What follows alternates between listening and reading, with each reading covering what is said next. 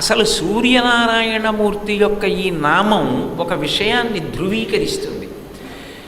సూర్యనారాయణమూర్తి యొక్క స్వరూపం గురువు యొక్క స్వరూపం. మీరు అందుకే శ్రీరామాయణం బాలకాండలో వశిష్ఠ మహర్షి ఇక్ష్వాకు వంశాన్ని చెప్తారు.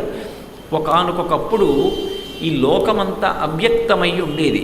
అవ్యక్తము నుంచి బ్రహ్మ, బ్రహ్మ నుంచి మరీచి, మరీచి నుంచి కశ్యపుడు, కశ్యపుడి నుంచి సూర్యుడు, సూర్యుడి నుంచి మనువు, మనువు నుంచి ఇక్ష్వాకు, ఇక్ష్వాకువు నుంచి కుక్షి, కుక్షి నుండి వికుక్షి, వికుక్షి నుండి బాణుడు, బాణుడు నుండి అనరణ్యుడు, అనరణ్యుడి నుండి పృథువు, పృథువు నుండి త్రిశంకువు, త్రిశంకువు నుండి దుందుమారుడు లేక యువనాశ్వుడు, ఆయనకి మాంధాత, మాంధాతకి సుసంధి, సుసంధికి ధ్రువసంధి ప్రసేనజిత్, ధ్రువసంధికి భరతుడు, భరతునికి అసితుడు, అసితునికి సగరుడు, సగరునికి అసమంజసుడు, అసమంజసునికి అంశుమంతుడు, అంశమంతునికి భగీరథుడు, భగీరథునికి కకుత్సువు, కకుత్సువుకి రఘువు, రఘువుకి ప్రవృద్ధుడు, ప్రవృద్ధునికి శంఖనుడు, శంఖనుడికి సుదర్శనుడు, సుదర్శనుడికి అగ్నివర్ణుడు, అగ్నివర్ణుడికి మళ్ళీ మరుడు, మరునికి ప్రశిశ్రుకుడు, ప్రశిశ్రుకుడికి అంబరీషుడు, అంబరీషునికి నహుషుడు, నహుషుడికి యయాతి, యయాతికి నాభాగుడు, నాభాగుడికి అజమహారాజు, అజమహారాజుకి దశరథ మహారాజు, దశరథ మహారాజుకి రామలక్ష్మణ భరత శత్రుఘ్నుడు.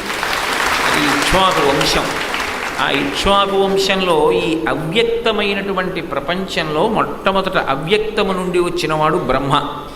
బ్రహ్మకి వచ్చినటువంటి ప్రజాపతి మరీచి, ఆ మరీచికి పుట్టినటువంటి వాడు కశ్యప ప్రజాపతి, ఆ కశ్యప ప్రజాపతి యొక్క కుమారుడిగా వచ్చినవాడు సూర్యుడు. సూర్యుడు గురువు, గురుస్థానమునందు ఉంటాడు ఆయన. అందుకే సూర్యోపాసన చేసినటువంటి వాళ్ళకి ఆంతర తిమిరము తొలగిపోతుంది, లోపల ఉండేటటువంటి అజ్ఞానము అనేటటువంటి చీకటిని పోగొడతాడు.